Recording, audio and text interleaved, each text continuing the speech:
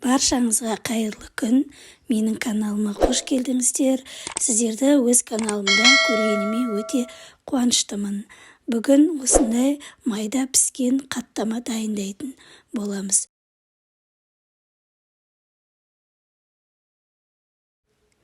Алдымен ыдысымызға толтырмай бір бокал жылы суымызды құямыз. Және оның үстіне дәміне қарай бір шай қасық тұзымызды салып, жақсылап араластырамыз.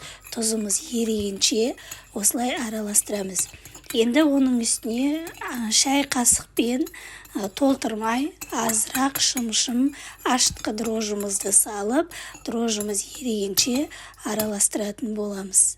Міне көріп тұрғандарыңыздай ашытқымызды көп емес, осындай аз мөлшерде салып, тұз бен суымызға жақсылап араластырып алатын боламыз. Енді ұнымызды алдын ала електен өткізілген ұнымызды салып, жақсылап жұмсақ етіп қамыр дайындайтын боламыз.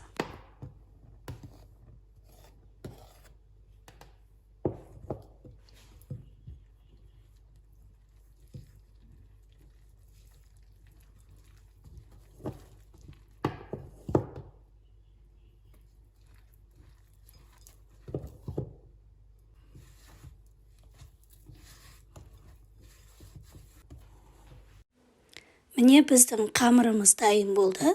Осындай жұмсақ қамыр болады. Енді оның бетін жауып 20 минутқа тындырып қойып қоямыз.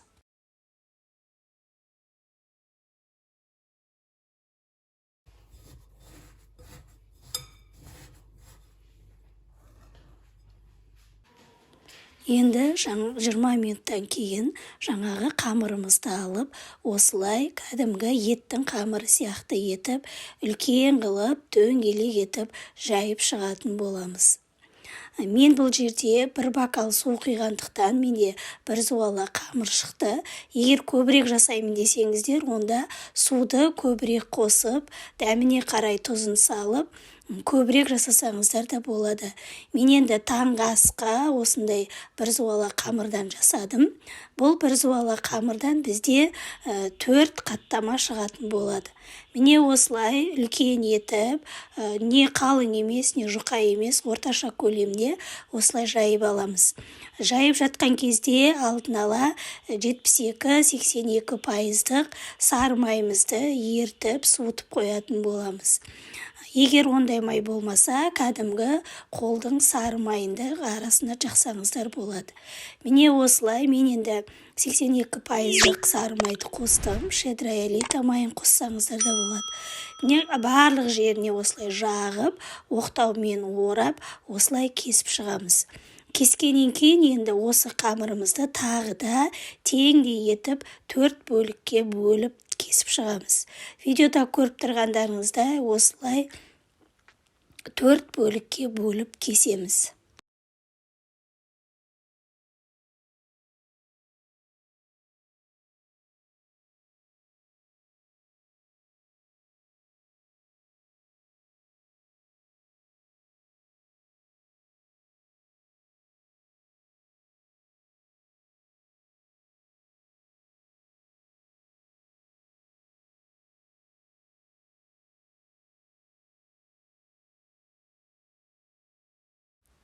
Енді кесіп алған қамырымызды осылай ішке қарата аунатып, дөңгелек етіп орап шығатын боламыз. Міне көріп тұрғандарыңыздай осылай дөңгелек етіп орап шығамыз. Сол кезде біздің қаттамамыз қатпарлы болып пісетін болады. Міне қазір тағы бір мәрте көрсетемін. Басындағы ұшынмен аяғына қарай осылай дөңгелетіп орап шығасыздар. Енді әркім қалай етіп жасайды. Кей жағдайда 2 зуала қамырды жайып, үстіне қабаттап, орап, бұлай кеспей, сол зуала күйінше жайып, орап та істеп жатады. Мен енді осылай жасадым. Осылай жасасаңыздар, сіздердің қаттамаларыңыз қатпарлы, үлпілдек болып піседі. Міне осылай 4 қамырымызды да орап аламыз. Орап болғаннан кейін енді қамырымызды осылай дөңгелек етіп жаятын боламыз. қатты жұқа емес, қалың емес, орташа етіп осылай жайып шығамыз. 4 қамырымызды да осылай алдын ала жайып дайындап қоямыз. Міне осындай көлемде болады. Осындай көлемде барлығын жайып қоямыз. Енді алдын ала қызып тұрған табамыздың үстіне майымызды осылай құйып, шет-шетінің барлығына майымызды жағамыз. Себебі біздің қаттамамыз майға пісетін болғандықтан, осылай ыдысымыздың барлық жағына майымызды жағып, жаңағы жайған қамырымызды осылай бетіне салып, айландыра отырып пісіріп алатын боламыз. Көріп тұрғандарыңыздай осылай айландырамыз, тоқтатып қалмаймыз. Міне осылай айландырған кезде ол айланып, жаңағы табамыз қызып тұрғандықтан осылай айландыра отырып пісіріп шығамыз. Көріп тұрғандарыңыздай, міне үнемі айландырып отырасыздар. Міне осылай асты пісіп, түсі де осындай әдемі болып сарғайғаннан кейін келесі бетін аударамыз. Келесі бетін аударғаннан кейін тағы да оны біраз айландырып аламыз. Содан кейін азырақ майымызды құйып, тағы да осылай айландыра отырып пісіріп алатын боламыз. Сол кезде бізде екі жағы да бірдей сап-сары түске еніп пісіп шығатын болады. Міне осылай пісіп шығады. Ыдысымызға саламыз.